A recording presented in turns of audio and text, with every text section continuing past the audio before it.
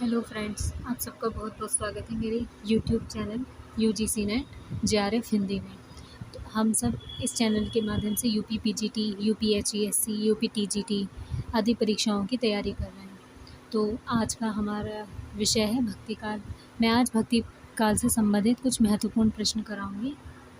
तो आइए शुरू करते हैं। हमारा आज का पहला प्रश्न, सुदामा चरित। सुदामा चरित की किसके द्वारा रचित काव्य ग्रंथ है? तो सुदामा चरित की जो रचना है वो मतीराम ने की है, या पद्मांकर ने की, देव ने की, या नरोत्तम दास ने की। ये डीएसएसबी पीजीटी में पूछा गया प्रश्न है।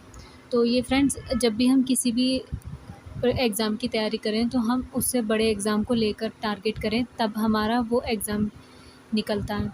तो जैसे अभी हमारी जो परीक्षा है ये यूपी पीजीटी या यूपी टीजीटी की है। अगर यूपी टीजीटी वाला यूपी पीजीटी के लेवल की तैयारी करेगा तो उसका यूपी टीजीटी होगा, और यूपी पीजीटी वाला अगर उससे ऊपर किसी एग्ज़ाम की तैयारी करेगा, बड़े एग्ज़ाम की, तो उसका यूपी पीजीटी होगा। तो हमें ऐसे ही तैयारी करनी है।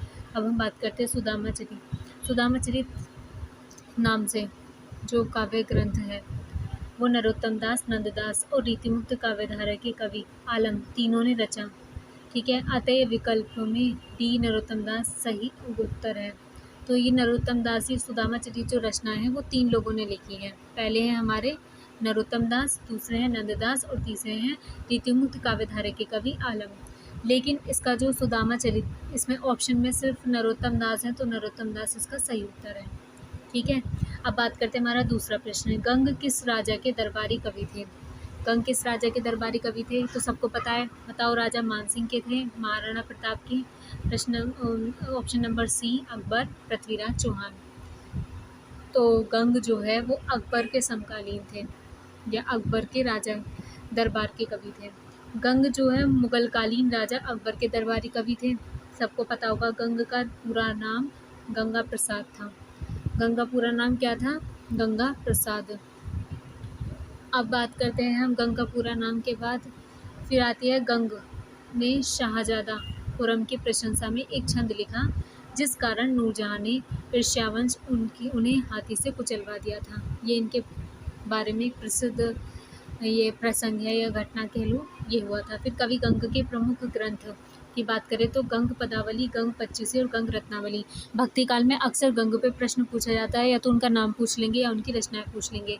तो उनकी रचनाएं मोस्ट इम्पोर्टेंट है, गंग पदावली, गंग पच्चीसी और गंग रत्नावली। अब बात करते हैं कवि गंग का जो अंतिम छंद है, ये भी पूछा जाता है, और उससे पूछा जाता है किसकी रचना है। तो इसमें अंतिम छंद को याद करके जाओ, कभू न भंडुआ रन चढ़े, कभू न बाजी बंग, सरस सवाही प्रणाम करी, विदा होत कवि गंग। जिसमें कवि गंग का नाम आए, और फिर बाजी बंग गंग, जिसमें बंग गंग इस सब का हो, तो वो किसका है? कवि गंग का है। अब बात करते हैं फिर इनका बारे में। भिखारी दास ने एक गंग के संदर्भ में एक इनका दोहा है, बड़ा प्रसिद्ध पंक्तियाँ की।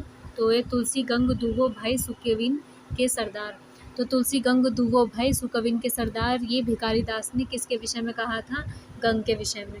तो ये मोस्ट इम्पोर्टेंट है, इसको भी अच्छे से कर लेना। फिर तीसरा प्रश्न है, धर्म का प्रभाव कर्म, ज्ञान और भक्ति इन तीनों धाराओं में चलता है, यह इनमें से किसका कथन है? ए रामचंद्र शुक्ल, बी हजारी प्रसाद द्विवेदी, सी राम कुमार वर्मा, डी नगेंद्र। तो ये जो धर्म के बारे में जो कहेंगे वो हमारे रामचंद्र शुक्ल की कहेंगे। शैली से पता चल रहा है प्रश्न की। तो इसका जो है बारे में चलो थोड़ा जानते हैं, क्या कहा है इन्होंने। रामचंद्र शुक्ल ने बोला कि धर्म का प्रभाव कर्म, ज्ञान, भक्ति इन तीनों धाराओं में चलता है। तो उन्होंने बोला कि जो धर्म है वो कर्म में भी है, और ज्ञान में भी है, और भक्ति में भी है, इन तीनों में है। इनका ये आचार्य रामचंद्र शुक्ल का हिंदी साहित्य के इतिहास में कथन बहुत प्रसिद्ध है, इसको पढ़ के जाना। ये अक्सर टीजीटी और पीजीटी में ज़रूर पूछा जाता है। ये प्रश्न उत्तराखंड पीसीएस में भी आया है, यूपी पीसीएस में भी पूछा गया था, यूपी पीएससी में और यूपी एचईएससी में भी। धर्म का प्रभाव ज्ञान, कर्म, ज्ञान, भक्ति इन तीनों धाराओं में चलता है। अब बात करते हैं हम अपने चौथा प्रश्न है हमारा। चौथा प्रश्न है, रामचंद्र शुक्ल के अनुसार रहीम के बारे में कौन सी बातें सही हैं? तो उन्होंने कौन सी बातें सही हैं रामचंद्र शुक्ल के अनुसार? एक तो रहीम किसके विद्वान थे? रहीम के बारे में जानते हैं तो संस्कृत, अरबी, फारसी के पूर्ण विद्वान थे। सही बात है, एकदम ठीक है। हिंदी काव्य के उतने मर्मज्ञ कवि नहीं थे जितने फ़ारसी के थे। नहीं, दोनों के बराबर थे, गलत है। फिर उनकी दानशीलता हृदय की सच्ची प्रेरणा के रूप में थी। हाँ, वो दानशील बहुत थे, ये बात सही है उनकी। इनकी सभा विद्वानों और कवियों से सदा भरी रहती थी। हाँ, भरी रहती थी। ये तीनों तो हमारा जो है बी गलत है। बी जिसमें भी आएगा उसको काट दो। एलिमिनेशन मेथड जो होता है ना, निकाल कर सही प्रश्न पर पहुँचना, ये परीक्षा में अक्सर सही काम करता है। तो जो भी मेरे मित्र सब नए हैं, वो भी जो भी परीक्षा में शामिल हो रहे हैं, तो उसको मैं बता दूँ, हमेशा गलत वाले को ऐसे प्रश्न हमारे, चाहे हमें एक ऑप्शन आता हो और दूसरा ना होता हो, तो हम तब भी उसको सही कर आते हैं। उसका रीज़न ये है कि अगर हम थोड़ा सा दिमाग लगाएं ऐसे। अब जैसे ये पूछा कि हिंदी काव्य के उतने मर्मज्ञ कवि नहीं थे जितने फ़ारसी के थे, ये कथन इनका गलत है। तो गलत वाले को काट दो। जैसे बी ऑप्शन है तो बी ऑप्शन जहाँ भी आएगा वो गलत हो जाएगा। ए भी गलत हो गया हमारा, ए भी गलत हो गया और ये हमारा सी भी गलत हो गया। अब देखो, संस्कृत, अरबी और फ़ारसी के पूर्ण विद्वान थे। हाँ, थे। तो ए हमारा सही है। इस बार उनकी दानशीलता हृदय की सच्ची प्रेरणा के रूप में थी। हाँ, सही है। और फिर ई, उनकी सभा विद्वानों कवियों से सदा भरी रहती थी। हाँ, सही है। जब इनसे कोई कुछ मांगने आता तब भी उन्हें अपनी दरिद्रता का अनुभव नहीं होता था। ई जो है ये गलत है। तो इसका उत्तर जो होगा ए, सी, डी होगा। ठीक है फ्रेंड्स। अब हम बात करते हैं रहीम की रचनाओं के विषय में। रहीम की रचनाएं भी अक्सर बहुत पूछी जाती हैं। सबसे ज़्यादा इम्पोर्टेंट है रहीम की रचनाएं। तो इन्होंने लिखी है बरवे नाई का भेद। बरवे नाई का भेद इनकी जो है मोस्ट इम्पोर्टेंट है। किसकी है, पूछी जाती है अक्सर। और ये जो है कौन सी भाषा में, अवधी भाषा में। और फिर इन्होंने लिखे रास पंचाध्यायी, श्रृंगार सोठा और मदनाष्टक। मदनाष्टक की 8 छंदों में लिखी है इनकी। खेट कोटकुम, खेट कोतुकुम जो है इनका ज्योतिष ग्रंथ है रहीम का। आदि ये रहीम की महत्वपूर्ण रचनाएं हैं। अब बात करते हैं प्रश्न नंबर 5, जो है रहीम की कविता के संदर्भ में। रहीम की कविता नगर शोभा की मुख्य विशेषता है। इसमें नगर का संकुचित वर्णन किया गया है। हाँ। इसमें वर्ण व्यवस्था के अनुसार उनकी जातियों की स्त्रियों का वर्णन किया गया है। हाँ। इसमें स्त्रियों को उच्च कोटि की बताया गया है। नहीं। ये स्त्री अपना उत्पाद बेचने का काम करती है। हाँ। तो जो इसमें थर्ड ऑप्शन है वो कटेगा। तो देखो तीसरा ऑप्शन जहाँ भी आएगा वो हमारा गलत हो जाएगा। नहीं, तीसरा इसमें जो इसका उत्तर जो है ए है। तो ए में है पहला, दूसरा, चौथा। हाँ, सही तो कह रही हूँ। तीसरा जो है इसमें गलत है, तो तीसरे को काट दो। जहाँ भी तीसरा आएगा वो ऑप्शन हमारा गलत हो जाएगा। जैसे एक ये बी भी गलत, ये डी भी गलत, ये तो इसका सही उत्तर होगा हमारा ए। तो ए हमारा सही उत्तर है। ए है हमारा सही उत्तर। अब हम बात करते हैं प्रश्न नंबर 6 की। प्रश्न नंबर 6, प्रश्न नंबर 6 में है जन्म काल के अनुसार निम्नलिखित भक्त कवियों का सही क्रम बताइए। तो सबसे पहले कौन आए हैं, फिर उनके बाद कौन आए, फिर उसके बाद कौन आए, फिर उसके बाद कौन आए। अब जैसे जन्म काल के अनुसार सबसे पहले हमारे सूरदास आए। इनका जन्म 1478 में हुआ था और ये सगुण काव्य धारा के कवि हैं सूरदास। फिर मीरा 1516 ईस्वी में इनका जन्म हुआ। फिर तुलसीदास 1532 ईस्वी में और दादू का 1544 में। तुलसीदास राम भक्ति काव्य धारा के कवि हैं और सूरदास जो है कृष्ण भक्ति काव्य धारा के कवि हैं। और मीराबाई जो हैं, ये भी इनकी जो भक्ति है अक्सर पूछी जाती है कि मीराबाई की जो भक्ति है वो किस प्रकार की है, वो माधुर्य भाव की है। तुलसीदास की भक्ति किस प्रकार की है, दास्य भाव की है। और सूरदास की भक्ति जो है वो सख्य भाव की है। दादू दयाल का जन्म 1544 में अहमदाबाद में हुआ था और इनका जो है ये निर्गुण ज्ञानेश्वरी शाखा के संत कवियों में आते हैं दादू दयाल।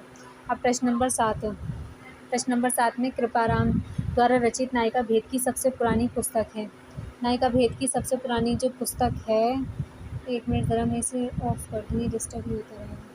हाँ, तो नायिका भेद की सबसे पुरानी पुस्तक की अगर बात करें तो वो है हमारी कृपाराम द्वारा रचित नायिका भेद की सबसे पुरानी पुस्तक, वो है हित तरंगिणी। 1541 में 15 हित तरंगिणी अक्सर पूछी जाती है कि किसकी रचना है, मेरी कृपाराम की है। और इसके बारे में जो है ये उज्ज्वल नीलमणि किसकी है, रूप गोस्वामी की। ये भी बहुत पूछी जाती है उज्ज्वल नीलमणि, ये है रूप गोस्वामी। और श्रुति भूषण, ये है श्रुति भूषण हमारे कर्णाभरण कर्णेश कवि की है। ठीक है फ्रेंड्स। अब हम बात करते हैं प्रश्न नंबर 8 की। प्रश्न नंबर 8 में है हमारे प्रश्न नंबर 8 की अगर हम बात करें तो ये है हमारे रुद्र संप्रदाय की स्थापना किसने की। तो रुद्र संप्रदाय की स्थापना किसने की, सबको पता ही होगा। नंबर 1 रुद्र स्वामी ने, नंबर 2 बी श्री स्वामी ने, सी विष्णु स्वामी ने, 4 निम्बकाचार्य ने। तो इसका जो उत्तर है वो है विष्णु स्वामी ने। रुद्र संप्रदाय की स्थापना विष्णु स्वामी ने की। इनका दर्शन जो था वो शुद्ध द्वैतवाद था, जबकि संकादि की जो की थी वो निम्बकाचार्य ने की थी। ठीक है, संकादि निम्बकाचार्य, इनके गुरु का नाम नारद मुनि था और इनका जो सिद्धांत था वो द्वैतवाद था। ठीक, अब बात करते हैं रामानुजाचार्य ने किस दर्शन का प्रतिपादन किया। रामानुजाचार्य ने विशिष्टाद्वैतवाद का प्रतिपादन किया और विशिष्टाद्वैतवाद में हमारे तुलसीदास भी आते हैं। कभी कभी पूछा जाता है कि विशिष्टाद्वैतवाद जो सिद्धांत है उसके प्रतिपादक कौन थे, तो रामानुजाचार्य थे। अब इसका उल्टा पूछा है, रामानुजाचार्य ने किसका प्रतिपादन किया सिद्धांत का, तो विशिष्टाद्वैतवाद का। और ये यूपी टीजीटी में भी आया प्रश्न, यूजीसी नेट में भी आया, डीएसएसबी पीजीटी में भी आया। तो इस लिहाज से बहुत इंपॉर्टेंट प्रश्न है। अब हम बात करते हैं प्रमुख संप्रदाय में बता देती हूँ। जैसे विशिष्टाद्वैतवाद, विशिष्टाद्वैतवाद हमारी ये श्री संप्रदाय है और रामानुजाचार्य इसके प्रवर्तक हैं। अद्वैतवाद जो स्मार्त संप्रदाय है उसके जो सिद्धांतकार है वो शंकराचार्य हैं। शुद्धाद्वैतवाद जो है वो रुद्र का है और उसके जो प्रवर्तक है विष्णु स्वामी है। द्वैतवाद है ब्रह्मा का, इसके प्रवर्तक है मध्वाचार्य। तो ये जो जितने भी हैं सिद्धांत और उसके प्रवर्तक बहुत इंपॉर्टेंट हैं। संप्रदाय पूछ लेंगे, सिद्धांत पूछ लेंगे और प्रवर्तक पूछ लेंगे, ये बहुत ज़्यादा पूछे जाते हैं। और ये जितने भी सिद्धांत आए हैं ना, वो अद्वैतवाद शंकराचार्य ने दिया, उसी को खंडन करने के लिए जो है सिद्धांत इन्होंने दिए हैं। रामानुजाचार्य ने, विष्णु स्वामी ने, मध्वाचार्य ने, सब ने। अब हम बात करते हैं प्रश्न नंबर 10 की। प्रश्न नंबर 10 में हम बात करेंगे निम्बकाचार्य का संबंध किस दर्शन से है। तो निम्बकाचार्य का दर्शन सबको पता है, मैंने अभी बताया था, दर्शन पूछा है इन्होंने। तो निम्बकाचार्य का जो संबंध है वो द्वैतवाद दर्शन से है। द्वैतवाद, द्वैतवाद तो मध्वाचार्य का है, द्वैतवाद दर्शन जो है निम्बकाचार्य का है। निम्बकाचार्य को निम्बार्क भी कहते हैं, इनका संकादि संप्रदाय है। विशिष्टाद्वैतवाद रामानुजाचार्य का मैंने बताया, द्वैतवाद मध्वाचार्य का है, द्वैतवाद इनका है, द्वैतवाद ये है हमारे निम्बकाचार्य का, और जो द्वैतवाद है वो मध्वाचार्य का है। शुद्धाद्वैतवाद वल्लभाचार्य का है। ठीक है, इनका रुद्र संप्रदाय, ये मोस्ट इम्पोर्टेंट है। प्रश्न नंबर 11, आकाश धर्मा गुरु कहा जाता है, किसको कहा जाता है आकाश धर्मा गुरु। ये हिमाचल प्रदेश यूपी पीजीटी में प्रश्न पूछा गया था और ये यूपी पीजीटी में लास्ट टाइम भी पूछा गया था। तो जो आकाश धर्मा गुरु है वो रामानंद को कहा जाता है। और किसने कहा है ये कहा है हमारे हजारी प्रसाद द्विवेदी ने, आकाश धर्मा गुरु। किसको, रामानंद को। हिंदी में रामानंद राम काव्य के पुरस्कर्ता कवि माने जाते हैं, या प्रस्तुतकर्ता भी कह सकते हो। हजारी प्रसाद द्विवेदी ने कहा कि मध्य युग की समग्र स्वाधीन चिंता के गुरु रामानंद ही थे। इनके प्रमुख ग्रंथ, रामानंद के जो प्रमुख ग्रंथ हैं वो अक्सर पूछ ले जाते हैं। इनका है वैष्णव मताब्ज भास्कर, श्री रामार्चन पद्धति, योग चिंतामणि, रामअक्षरा स्रोत, आनंद भाष्य, ये अक्सर इनकी पूछी जाते हैं। रामानंद ने रामानंद संप्रदाय की स्थापना की। फिर अब प्रश्न नंबर है हमारा 12, रहीम किसके दरबार के कवि थे। रहीम अकबर के दरबार के कवि थे। मैं सीधा आंसर ही बता रही हूँ, ज़्यादा टाइम नहीं लगे। रहीम अकबर के थे और गंग भी जो थे वो भी अकबर के थे। और रहीम और गंग जो है दोनों मित्र थे या कृपा पात्र थे रहीम के, गंग। तो ये इसलिए इनका दोनों का सेम ही हो जाएगा। ठीक है, रहीम का वास्तविक नाम अब्दुल रहमान खान खाना था। इनके पिता बैरम खां अकबर के संरक्षक तथा मुग़ल सेना के सेनापति थे। और रहीम मुग़ल दरबार के 9 रत्न नवरत्नों में शामिल थे। ठीक है, और फिर अब हम बात करते हैं प्रश्न नंबर 13 की। इनकी उक्तियाँ इतनी लुभावनी हुई कि बिहारी आदि परवर्ती कभी भी उनमें से बहुतों का अपहरण करने का लोभ न रख सके। आचार्य शुक्ल की यह उक्ति या कथन किस कवि के विषय में है। तो ये हमारे राजस्थान लेक्चर यूपी पीजीटी में पूछा गया था, टीजीटी में पूछा गया था, लेक्चर में पूछा गया है ये प्रश्न। तो ये जो इसका उत्तर है रहीम। रहीम की जो उक्तियाँ हैं वो इतनी लुभावनी हुई कि बिहारी आदि परवर्ती कवि भी इनमें से बहुतों का अपहरण ना कर सकने का लोभ ना कर सके। सब ने मतलब उनका यूज़ किया है। अब बात करते हैं या हमारे चौथे प्रश्न नंबर 14 की। भक्ति रसा अमृत सिंधु के रचयिता कौन है? तो भक्ति रसा अमृत और उज्ज्वल नीलमणि दोनों के जो रचयिता हैं वो रूप गोस्वामी हैं। ये DSSB PGT में पूछा गया है, अक्सर ये पूछा जाता है। रूप गोस्वामी की जितनी भी रचना है वो सब तैयार कर लेना, वो ज़रूर पूछते हैं। रूप गोस्वामी वृंदावन में चैतन्य महाप्रभु द्वारा भेजे गए 6 गोस्वामी में से एक थे। हाँ, चैतन्य महाप्रभु ने 6 शिष्य भेजे या जो भी हैं, तो उसमें ये रूप गोस्वामी एक थे। ये कवि गुरु दार्शनिक थे। ये सनातन गोस्वामी के भाई थे। इन्होंने सनातन गोस्वामी से दीक्षा ली थी। इन्हें भक्ति रसाचार्य कहा जाता है। ये गौरांग के अति प्रेमी थे। ठीक है, रूप गोस्वामी की भक्ति रसामृत सिंधु और उज्ज्वल नीलमणि 2 रचनाएं बहुत इम्पोर्टेंट हैं। प्रश्न नंबर 16 में जिस प्रकार मीराबाई ने जाके सिर मोर मुकुट मेरा पति सोए कहकर कृष्ण की भक्ति पति रूप में की, उसी प्रकार किस दक्षिण भारतीय भक्ति कवित्री ने कहा कि स्वामी कृष्ण के अतिरिक्त किसी और का अपने पति नहीं बना सका? तो जैसे जिस प्रकार हमारी मीराबाई ने कहा था कि मीराबाई ने कृष्ण को अपना पति माना था, उसी प्रकार दक्षिण में भी एक संत हुई थी।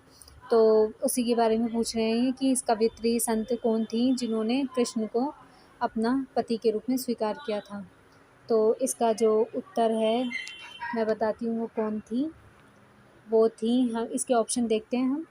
ऑप्शन में है अक्का महादेवी, वैणाबाई, अंदाल, सहजोबाई।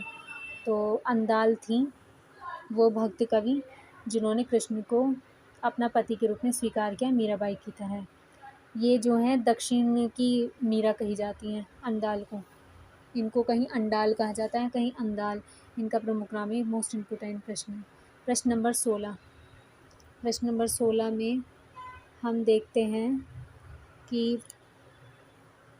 विष्णु निम्न में से विष्णु संप्रदाय को किस संज्ञा से अभिहित किया जाता है? विष्णु संप्रदाय को हम कहते हैं रुद्र संप्रदाय। ठीक है, विष्णु स्वामी का भी पढ़ाया था ना। रुद्र संप्रदाय किसका है? विष्णु स्वामी का। चैतन्य संप्रदाय है चैतन्य महाप्रभु का। सखी संप्रदाय स्वामी हरिदास का।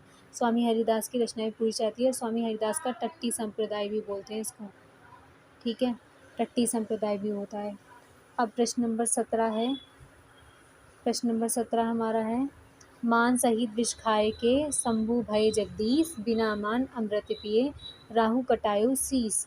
सृजन में संकलित ये पंक्तियाँ इनमें से किस कवि की हैं? तो ये जो पंक्तियाँ हैं ये किसके विषय में किसने कही हैं? ये कही हैं रहीम ने। अब पूछो कैसे? अब इसकी दूसरी पंक्तियाँ जो कबीर की है, दशरथ सतु तिहु लोक बखाना, राम नाम का मरण है आना। ये कबीर ने कहा। नहीं पराग नहीं मधुर मधु, नहीं विकास ही काल, अली कली सो बंदियो काहे कौन हवाल। ये बिहारी ने कहा। नहीं पराग नहीं मधुर मधु, ये पंक्ति बिहारी की मोस्ट इम्पोर्टेंट है, सबने पढ़ी भी होगी। प्रश्न नंबर 18, तुलसी के वचनों के समान रहीम के वचन भी हिंदी भाषी भूभाग में सर्वाधारण के मुँह पर रहते हैं। ये किसका कथन है? ये कथन है हमारे रामचंद्र शुक्ल का। ठीक है, अब हम बात करते हैं रामचंद्र शुक्ल का कथन है। और ये किसके है? प्रश्न नंबर 20 किसका है? ये है, कवित कहियो दियो दोहा कहियो, तुलो न छप्पे छंद, बिरचियो यह बिचारी के, ये बखे रस कंद। ये कहियो, इन्होंने बोला कवित कहियो दोहा कहियो, तुलो न छप्पे छंद। तो ये हमारे रहीम जी हैं। कवित कहियो दोहा कहियो तुलो न छप्पे छंद, ये पंक्ति रहीम दास कृत बर्वे नायिका भेद की है। मैं कही ना, बर्वे नायिका भेद अक्सर पूछी जाती है किसकी रचना है, उसकी पंक्ति भी पूछी जाती है कि कहाँ से ली गई है। तो ये किसके? कवित कहियो दोहा कहियो तुलो न छप्पे छंद, ये सब है ना। फिर इसके बाद आता है रहीम कृत मदनाष्टक की भाषा। मैंने बताया था ना मदनाष्टक की भाषा क्या है। तो ये मदनाष्टक की भाषा हमारी है खड़ी बोली। ठीक है, खड़ी बोली है मदनाष्टक की भाषा। और ये दूसरा है खेत कौतुकम की रचना रहीम ने की। रहीम की सारी रचनाएं इम्पोर्टेंट है, रहीम ने की। और ये जो है ना मदनाष्टक की खड़ी बोली में, ये याद रखना। और अब है तो उत्तर भारत में भक्ति के प्रसार करने का श्रेय किसको दिया जाता है? तो उत्तर भारत में जो भक्ति लाए थे वो हमारे कौन लाए थे? रामानंद। उत्तर भारत में भक्ति का प्रसार रामानंद ने किया। अब जैसे इसको पढ़ लेते हैं हम थोड़ा सा इनके विषय में। भक्ति आंदोलन में रामानंद ने भक्ति आंदोलन का प्रसार किया। राघवानंद ने उत्तर भारत में भक्ति का प्रवर्तन किया। और ये प्रतिष्ठित और प्रसारित रामानंद ने किया, प्रवर्तन किया। दिख नहीं रहा सही से, ठीक है, हाँ दिखेगा, अब दिखेगा। उत्तर भारत में रामानंद ने भक्ति आंदोलन का प्रसार या प्रचार प्रसार किया। राघवानंद ने उत्तर भारत में राम भक्ति का प्रवर्तन किया, परंतु उसे प्रतिष्ठित और प्रसारित रामानंद ने किया। हाँ, तो उत्तर भारत में जो है राघवानंद तो लाए थे भक्ति को, लेकिन भक्ति को जो प्रतिष्ठित और प्रसारित जो किया है वो हमारे रामानंद ने किया। रामानंद को आकाश धर्मगुरु आचार्य हजारी प्रसाद द्विवेदी ने कहा, रामानंद को। तो आज की प्रश्न बस इतने ही, 23 प्रश्न हैं, और फिर ऐसे ही थोड़ी थोड़ी क्लास में करूँगी, जिसमें प्रश्नों पर हम चर्चा करेंगे। आप सबका बहुत बहुत धन्यवाद। Please like share subscribe UGC net JRF Hindi को ज़्यादा से ज़्यादा शेयर करें, सब्सक्राइब करें, लाइक करें, और इस वीडियो को आप रिपीटली देखें, ताकि ये जो तथ्य हैं, ये जो फैक्ट हैं, ये UPPGT हर उसमें पूछे जाते हैं, इन सब पर